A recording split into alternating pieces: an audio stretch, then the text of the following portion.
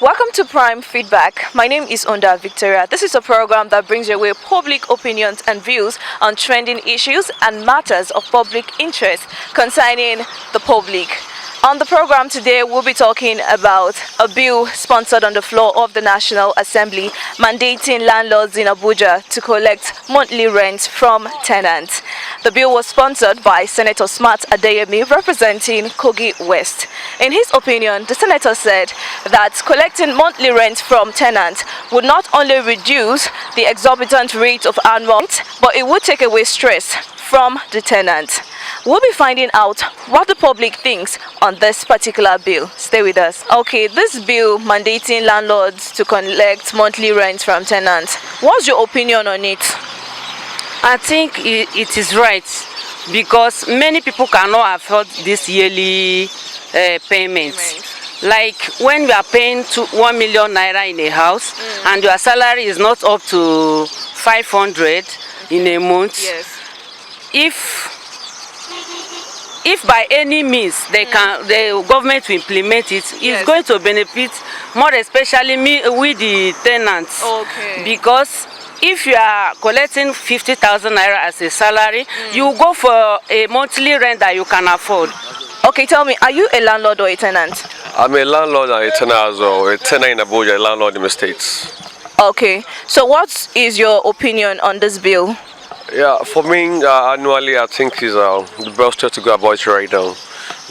Based on the situation in the country, and I've seen the tenants that I have in my states, as what I've been passing through. Even in the states, we not even talk about the FCT here. So for me, annually, I suggest and I picked out should be the best way to go about it right now. Okay. Please tell us, are you a landlord or a tenant? Yeah, I'm in between the landlord and the tenant. Maybe tomorrow I can be a landlord and I'm still a tenant. Okay, very possible. We look forward to that. So concerning this bill, I want to get your opinion. What do you think about it? My opinion is good and it's bad. Okay. Because we civil servants we pay annual, we pay yearly because we take some loan to pay our house rent. But if it's monthly, many people may not meet up. Because some will meet and some will not meet up. It will be a problem between the landlord and the tenant. So if they make it yearly, it's more preparable than... Well, I think it's best to collect monthly rent because annual rent, sometimes before you follow people to get the money, it's always a trouble. And when you want to evict somebody, it's very difficult according to our law. So it's best they pay monthly. At least that will be easy for them to afford. Okay, thank you. So how about someone pays this month and skip the next month? Would you be comfortable with that too? Maybe due to one or two challenges? Well, actually, there's nobody that will be comfortable with somebody going away with his money. But it's better you lose little money than to lose large sum of money. Some tenants owe a landlord 1 year, 2 years.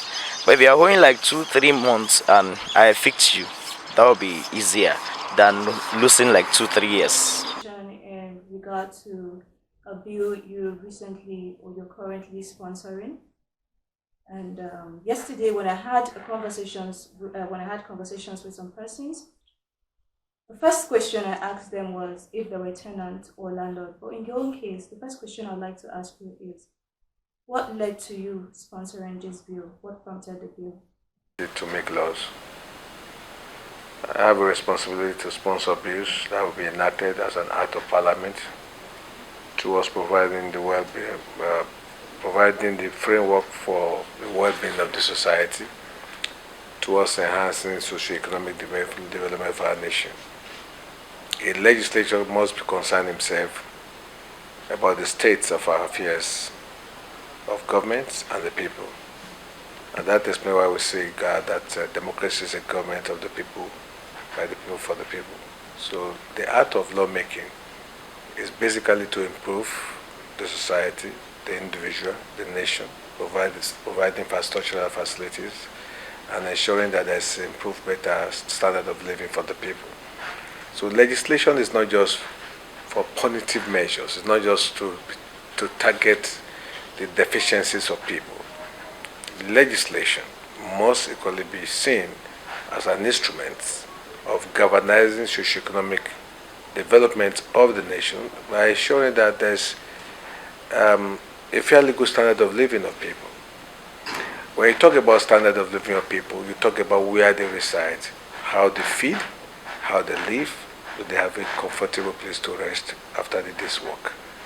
All these things cumulatively tells me that I must find out how are people faring in their homes, how have they been able to cope with the pressure of life. Now, one of the major pressure people go through in cities across the globe is having a roof over their heads.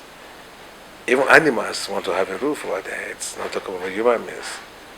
Now, the government must have a framework to make sure that, apart from the fact that they could afford a roof over their head, we must equally find out how they've been able to manage their own affairs based on their income as businessmen or as civil servants. So all this cumulatively brought me to the reality that it is not something that is of pleasure when you ask people to pay for 2 years and you find out that what you are asking for is almost twice the annual salary of an individual. So how do you want him to pay? Now, if we want people to be law-abiding, we must equally be concerned about how they live. If we want people to be patriotic as lawmakers, we must be concerned how comfortable are they. If you want people to believe in their nation, we must find out how far the nation cares for them. Now, you do not say because we have acquired wealth, then others can die. You do not say because you have access to building mansions and estates, then people should develop high blood pressure and die in the process of having accommodation. But come to think of it, some of the properties that you see today that are owned by individuals, some of them were equally sourced from the revenue of our collective wealth. So you should not acquire your wealth and send some people to the grave because you are comfortable or you are super comfortable. And I think I equally wanted to send a message to Nigerian people that there are lawmakers who are concerned about the standard of living of those who have elected us. If we cannot improve upon their standard of living, we must not allow their standard of living to continue to deteriorate, to continue to fall. So how that can be done is to put in appropriate legislation that will safeguard their interest and make them to be able to manage the meager resources that is available. So from what you said, thank you. So from what you said, I have come to know that it is the concern you have for the people that led to you sponsoring the bill. Now, these same people, Nigerians, a lot of persons are unemployed, and some other persons are self-employed, but you discover that they don't earn on a daily basis. Now, these persons cannot afford to pay monthly. Did you actually consider that before you came up with the bill? All over the world, there's no way where you will ask people to pay daily. Nowhere. There's no. You can tell me. There's no kingdom on earth where people pay rent daily. Except you can show me where it happens. What I know is operational in cities across the globe is monthly payments. Okay, and whether somebody is earning is a daily earner, is somebody who struggles and earns his income daily, it's not going to be a problem for him. Are you saying it is easier to pay 2 years rent? That is what some people feel. Are they in their right senses? Because they have amassed so much wealth, you think others are comfortable? Because some people are living in billions, means everybody is comfortable? Because you don't know that some people are suffering, means that those people should die? Is that what they're talking about? Whoever is saying that must be crazy.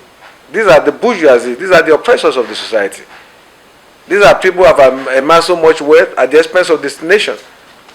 Whoever is against the rent as we've been proposed for people to be able to pay as within their income are people who are not sensitive to the pains and the daily depression, the way people are languishing in abject poverty and penury. They are not concerned because they have made so much wealth. Others, some of us will not fold our arms when we know people are suffering, when we know people are in oppression, when we know the downtrodden people are finding it daily to get 3 square meal. We now say we are not concerned.